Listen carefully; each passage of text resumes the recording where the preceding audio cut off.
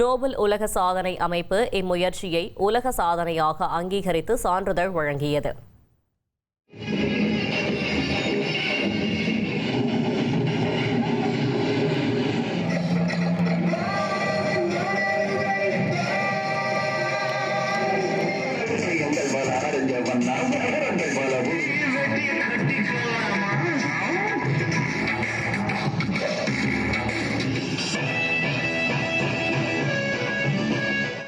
சென்னை பெசன்ட் நகர் கடற்கரையில் மகளிர் சுய உதவி குழுவினரின் உணவு திருவிழாவை துணை முதல்வர் உதயநிதி ஸ்டாலின் தொடங்கி வைத்தார்.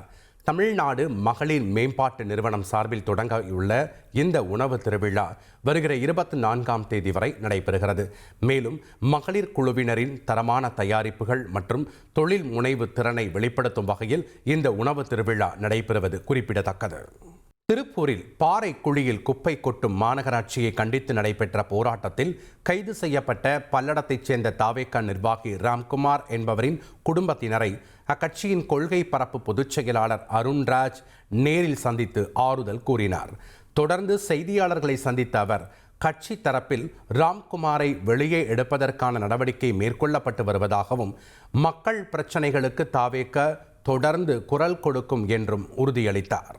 துபாயில் நடைபெற்ற உலக கோப்பை ரோல் பால் ஸ்கேட்டிங் விளையாட்டில் பதக்கம் வென்று நாடு திரும்பியவர்களுக்கு திண்டுக்கல்லில் உற்சாக வரவேற்பு அளிக்கப்பட்டது. உலகக்கோப்பை ரோல் பால் ஸ்கேட்டிங் விளையாட்டில் தங்கம் வென்று நாடு திரும்பிய மாணவர் தீபக் ராஜா, மாணவி மதுனிதாவிற்கும், டாக்வாண்டோ போட்டியில் வெண்கலப் பதக்கம் வென்ற மாணவி பென்சியாவிற்கும் சின்னாளப்பட்டியில் கிராம மக்கள் உற்சாக வரவேற்பளித்தனர். பதக்கம் வென்று சாதனை படைத்து நாட்டிற்கும் தமிழகத்திற்கும் பெருமை சேர்த்த மாணவர்களை பொதுமக்கள் வெகுவாக பாராட்டினர். வேலூர் பரமசாத்து பகுதியில் உள்ள பெரியூர் ஆற்றில் மீன்பிடிக்க சென்ற 9 வயது சிறுவன் நீரில் மூழ்கி பரிதாபமாக பலியானார். தனது பாட்டியுடன் மீன்பிடிக்க சென்ற ஜோதீஸ்வரன் என்ற சிறுவன் நீரில் மூழ்கினார். உடனே அக்கம் பக்கத்தினர் சிறுவனை மீட்டு மருத்துவமனைக்கு அனுப்பி வைத்தனர். பரிசோதித்ததில் சிறுவன் ஏற்கனவே இறந்துவிட்டதாக மருத்துவர்கள் தெரிவித்துள்ளனர். கிறிஸ்துமஸ் பெருவிழாவை முன்னிட்டு உலக பிரசித்தி பெற்ற வேளாங்கண்ணி புனித ஆரோக்கிய மாதா பேராலயத்தில் கிறிஸ்துமஸ் தாத்தாக்களின் பேரணி நடைபெற்றது.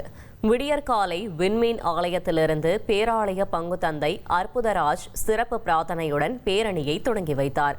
இதில் சிறுவர்கள், பெண்கள் கிறிஸ்துமஸ் தாத்தா வேடமிட்டு பாடலுக்கு நடனமாடி நகரம் முழுவதும் ஊர்வலமாக சென்றனர்.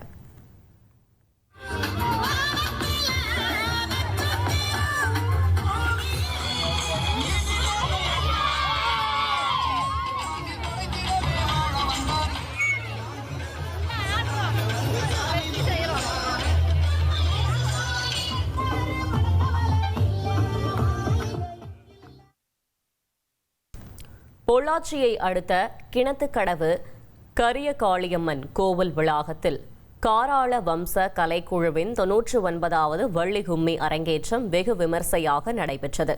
வள்ளி முருகன் திருமண வரலாற்றை விளக்கும் இக்கலையில் சிறியவர் முதல் பெரியவர் வரை 400க்கும் மேற்பட்டோர் ஒரே மாதிரி உடை அணிந்து லயத்துடன் ஆடியது காண்போரை கவர்ந்தது.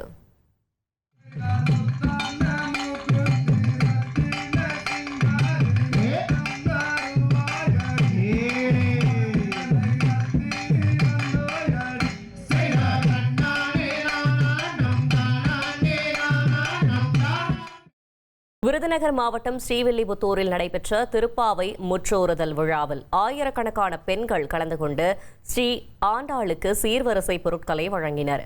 ஆண்டுதோறும் திருப்பாவை முற்றோறுதல் விழாவான 30ம் தப்பாமே நிகழ்ச்சியில் பெண்கள் ஆப்பிள், மாதுளை, வாழைப்பழங்கள் உள்ளிட்ட பொருட்களை தட்டுகளில் வைத்து ஊர்வலமாக எடுத்து சென்று ஆண்டாள் திருக்கோவிலை அடைந்தனர்.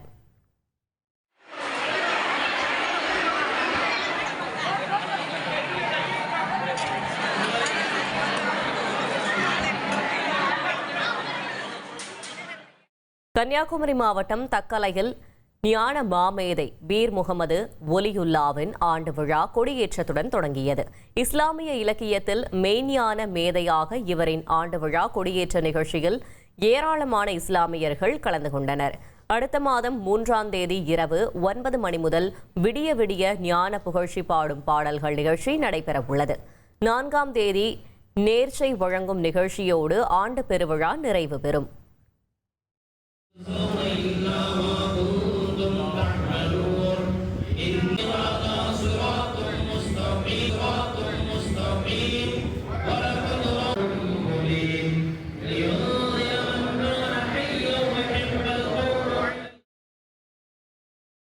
புதுச்சேரி அரிக்கமேடு பகுதியில் சுற்றுலா படகுகள் அனுமதியோடு இயக்கப்படுகிறதா என கடலோர காவல் படை போலீசார் அதிரடி ஆய்வு மேற்கொண்டனர்.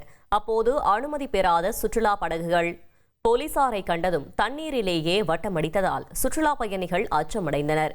அரிக்கமேடு தொல்லியல் தளத்தில் அடிப்படை வசதி மற்றும் பாதுகாப்பு நடவடிக்கைகளை ஏற்படுத்திய பிறகு சுற்றுலா பயணிகளை அனுமதிக்க வேண்டும் என துறைசார் அதிகாரிகளுக்கு போலீசார் அறிவுறுத்தியுள்ளனர்.